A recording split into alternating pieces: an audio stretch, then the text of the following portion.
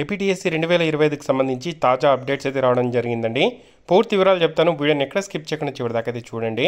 చాలామంది వీడియో చూస్తున్నారు కానీ చాలా తక్కువ మంది వీడియోని లైక్ చేస్తున్నారు. కొంచెం వీడియోని లైక్ చేసి సపోర్ట్ చేయండి. ప్రతి ఒక్కరు కూడా మీ ఫ్రెండ్స్ అందరికీ వీడియోని షేర్ చేయండి. ఇంకా ఎవరైనా మన ఛానల్ని సబ్స్క్రైబ్ చేసుకోకపోతే వెంటనే సబ్స్క్రైబ్ చేసుకోండి. ఫస్ట్ అప్డేట్ చూసుకుంటే క్రీడా కోట ధృవపత్రాలు పరిశీలన అని చెప్పి రావడం జరిగింది. ముగిసిన డిఎస్సి క్రీడా కోట ధృవపత్రాల పరిశీలన. మెగా డిఎస్సికి క్రీడా కోటా కింద దరఖాస్తు చేసుకున్న అభ్యర్థుల ధృవపత్రాలు అయితే పరిశీలన విజయవాడలో ఇందిరాగాంధీ నగరపాలక సంస్థ స్టేడియంలో ముగిసింది అని చెప్పి రావడం జరిగింది. సో ఏదైతే స్పోర్ట్స్ డిఎస్సికి సంబంధించి మనకు సర్టిఫికేట్ వెరిఫికేషన్ చేస్తున్నారో సో అదైతే కంప్లీట్ అయితే అవ్వడం జరిగింది. ఈ ప్రక్రియ శని ఆదివారాల్లో సాగింది. 421 పోస్టులకు గాను 1221 మంది అభ్యర్థులు దరఖాస్తు చేసుకోగా టోటల్గా 1172 మంది హాజరైతే అవ్వడం జరిగింది.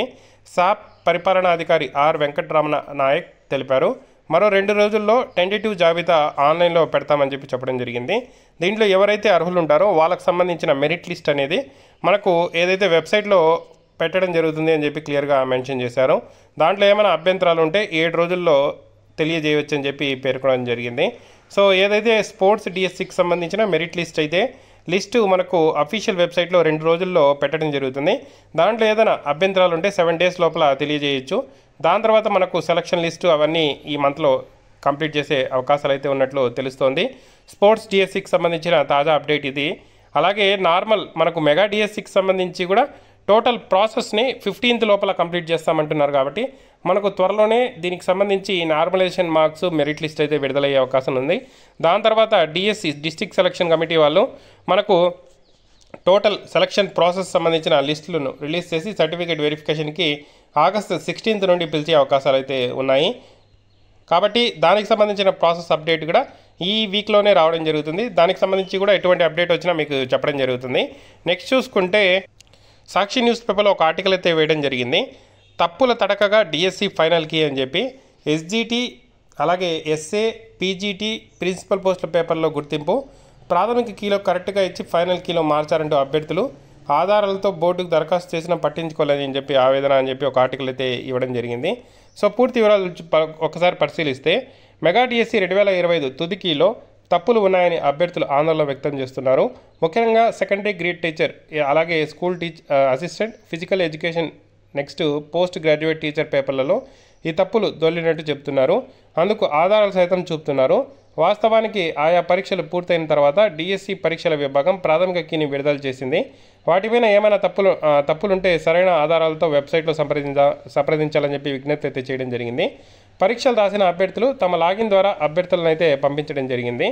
అయితే తాము తెలిపిన అభ్యర్థులపై ఏం చర్యలు తీసుకున్నారో తెలియడం లేదని, తీరా తుదికీలో తాము పేర్కొన్న అంశాలపై కాకుండా సరిగ్గా ఉన్న వాటిని మార్పులు చేసినట్లు కనిపిస్తోందని చెప్పి వాపోతున్నారు. డిఎస్సిలో అర మార్కు కూడా తమ జీవితాలు నిర్ణయిస్తుందని చెప్పి ఆందోళన అయితే వ్యక్తం చేస్తున్నారు అని చెప్పి క్లియర్గా రావడం జరిగింది. ప్రిన్సిపల్ పోస్టుల పేపర్లో 2 తప్పులు ఉన్నాయన్నట్టు రావడం జరిగింది. జూన్ 29న ప్రిన్సిపల్ పోస్టులకు నిర్వహించిన ఏదైతే మనకు డిఎస్సి పేపర్ 2లో చూసుకుంటే ప్రశ్న ఐడి ఇచ్చారు.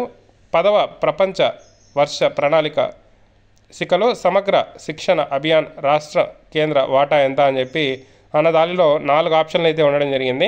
సో 1585, 2575, 1550, 4080 ఇచ్చారు. దీనికి జవాబుగా ఫైనల్ కీలో ఆన్సర్ 3గా పేర్కొనడం జరిగింది 50-50గా. కానీ ప్రశ్న స్థాయిని ఎలిమెంటరీ హై స్కూల్ పేర్కొనడంలో అభ్యర్థులు చూసుకుంటే గందరగోళం పడ్డారు. 10వ పంచవర్ష ప్రణాళిక 2022 నుంచి 2007 వరకు అమల్లో ఉంది. సమగ్ర శిక్ష అభియాన్ 2018లో ప్రారంభమైంది. ఇందులో అడిగిన ప్రశ్నే తప్పుగా వచ్చినట్లు చెప్తున్నారు అని చెప్పి క్లియర్గా మెన్షన్ చేశారు. సో ప్రశ్నే తప్పుగా వచ్చింది కాబట్టి సో అందరికీ మనకు మార్క్స్ అయితే ఇవ్వాల్సి ఉంటుంది, యాడ్ స్కోర్ అయితే ఇవ్వాల్సి ఉంటుంది. సో ఆ విధంగా కాకుండా ఆప్షన్ అయితే ఇక్కడ ఇచ్చినట్టు క్లియర్గా మెన్షన్ చేశారు. ఇదే ప్రిన్సిపల్ పోస్టులకు సంబంధించిన మరో ప్రశ్న కూడా ఇక్కడ అసంపూర్ణంగాను సందిగ్ధంగా ఉన్నట్లు చెప్తున్నట్లు ఇక్కడ అడిగిన ప్రశ్న ఇక్కడ మెన్షన్ అయితే చేయడం జరిగింది. అలాగే ఎస్ఏకి సంబంధించిన ఏదైతే పీఈ పేపర్లో 12 తప్పులు ఉన్నాయి అన్నట్టు ఇక్కడ ఒక ఆర్టికల్ అయితే మెన్షన్ అయితే చేయడం జరిగింది. అలాగే ఎస్జిటి పేపర్లో తప్పులు అన్నట్టు క్లియర్గా మెన్షన్ చేశారు. సెకండరీ గ్రేడ్ టీచర్ పోస్టులకు నిర్వహించిన పరీక్షలో ఇక్కడ 4 తప్పులు ఉన్నట్లు అభ్యర్థులు చెప్తున్నారు. జూన్ 17 జరిగిన పేపర్లో 2 ప్రశ్నలకు జవాబులు తప్పుగా ఇచ్చారని కీలో సైతం మార్పులు చేయలేదని అభ్యర్థులు చెబుతున్నారు. ఇందులో చంద్రకళలు సంబంధించిన ఐడి నెంబర్ ఇచ్చారు. అలాగే దండయస్కాంతకు సంబంధించిన ఐడి నెంబర్ ఇచ్చారు. ప్రశ్నలకు ప్రాథమికలో సమాధానాలు సరిగ్గా ఇచ్చినా తుది కీలో తప్పుగా ఇచ్చారంటున్నారు. జూలై 2న జరిగిన పరీక్షలో ప్రశ్న ఐడి ఇచ్చారు. అలాగే జూన్ 18న జరిగిన పరీక్షకు సంబంధించి ఒక ప్రశ్న ఐడి ఇచ్చారు, తప్పుగా ఇచ్చారని చెప్పి చెప్తున్నారు. ఫైనల్ కీలో తప్పులపై ఫిర్యాదులు అని చెప్పి క్లియర్గా మెన్షన్ చేశారు. మెగా డిఎస్సి పరీక్షల ఫైనల్ కీలో శుక్రవారం రాత్రి విడుదల చేశారు. దీనిపై అభ్యంతరాలు తీసుకునేది లేదని డిఎస్సి కన్వీనర్ ఎంవి కృష్ణారెడ్డి ఇప్పటికే ప్రకటించారు. ఫైనల్ కీలో వచ్చిన తప్పులపై విద్యాభవన్ హెల్ప్లైన్ నంబర్లకు అభ్యర్థుల నుంచి ఫిర్యాదులు అయితే అందుతున్నాయి. ఈ విషయాన్ని డిఎస్సి కన్వీనర్ కృష్ణారెడ్డి సైతం ధృవీకరించారు. ఫైనల్ కీలో ఎలాంటి తప్పులు లేవని సాక్షికి అయితే తెలపడం జరిగింది. వచ్చిన ఫిర్యాదుల అంశాన్ని ఉన్నతాధికారుల దృష్టికి అయితే తీసుకొని వెళ్తామని చెప్పి చెప్పడం జరిగింది. సో ఆయన క్లియర్గా ఏమని మెన్షన్ చేశారు అని చూసుకుంటే ఇక్కడ ఈ విషయాన్ని డిఎస్సి కన్వీనర్ కృష్ణారెడ్డి సైతం ధృవీకరించారు అన్నారు. సో అభ్యర్థులైతే హెల్ప్లైన్కి కాల్ చేస్తున్నారని చెప్పి ధృవీకరించినప్పుడు ఫైనల్ కీలో ఎలాంటి తప్పులు లేవని చెప్పి సాక్షిగా అయితే తెలిపారు అన్నట్టు సమాచారం అయితే ఇక్కడ చెప్పడం జరిగింది. అంటే ఫైనల్ కీలో ఎలాంటి తప్పులు లేవని చెప్పి ఆయన చెప్తున్నారు. వచ్చిన ఫిర్యాదుల అంశాన్ని ఉన్నతాధికారుల దృష్టికి తీసుకెళ్తామని చెప్పి చెప్పడం జరిగింది. సో మనకు తాజాగా తెలిసిన సమాచారం ఏంటంటే ఏదైతే ఫైనల్ కీలో ఏదైతే తప్పులు వచ్చాయో సో వాటిని పరిశీలించి మరోసారి ఫైనల్ కీ అనేది విడుదల చేసే అవకాశాలు ఉన్నట్లు సమాచారం అయితే వస్తోంది. సో వితిన్ 1 or 2 డేస్లో ఆ ప్రాసెస్ అనేది కంప్లీట్ చేసి మనకు ఫైనల్ లిస్టులు ఏదైతే మెరిట్ లిస్టులు రిలీజ్ చేసి దాని తర్వాత సెలక్షన్ లిస్టులు అవన్నీ కూడా రిలీజ్ చేసే అవకాశాలు ఉన్నట్లు తాజాగా సమాచారం అయితే ఉంది. మనకు ఈరోజు రేపు లోపల ఏదైనా సరే దీనికి సంబంధించి అప్డేట్ అయితే తెలిసే అవకాశాలు అయితే ఉన్నాయి. సో వీటికి సంబంధించి ఏదైనా మీరు తప్పుగా గుర్తిస్తే హెల్ప్లైన్ నంబర్స్కి కాల్ చేసి ఒకసారి కంప్లైంట్ అయితే చేయండి. సైలెంట్గా ఉంటే మాత్రం నష్టపోయే అవకాశాలు అయితే ఉన్నాయి. ఖచ్చితంగా మీరు హెల్ప్లైన్ నెంబర్స్ ఏవైతే ఉన్నాయో వెబ్సైట్లో ఏపీ డిఎస్సికి సంబంధించిన వెబ్సైట్లో ఆ నెంబర్స్కి కాల్ చేసి కంప్లైంట్స్ అనేవి చేయండి. సో మీకు ఖచ్చితంగా ఏదో ఒక న్యాయం జరిగే అవకాశం అయితే కనిపిస్తోంది. ఫైనల్ కీలో ఏదైతే తప్పులు దొరలాయో సో వాటిని మరోసారి పరిశీలించే అవకాశాలు ఉన్నట్లు సమాచారం అయితే రావడం జరిగింది. కాబట్టి అభ్యర్థులు ఎవరు సైలెంట్గా ఉండకుండా హెల్ప్లైన్ నెంబర్స్కి అయితే కాల్ చేసి కంప్లైంట్ అయితే పెట్టండి. సో ఈరోజు ఏపీ డిఎస్సికి సంబంధించిన అప్డేటెడ్ ఇన్ఫర్మేషన్ అయితే ఇది. వితిన్ మనకు ఈ వీక్లోనే మెరిట్ లిస్ట్ అనేది రిలీజ్ అయ్యే అవకాశాలు కూడా కనిపిస్తున్నాయి. దాని తర్వాత సెలక్షన్ లిస్ట్ కూడా ఆగస్ట్ 15 లోపల టోటల్ ప్రాసెస్ అయితే కంప్లీట్ చేయనున్నారు.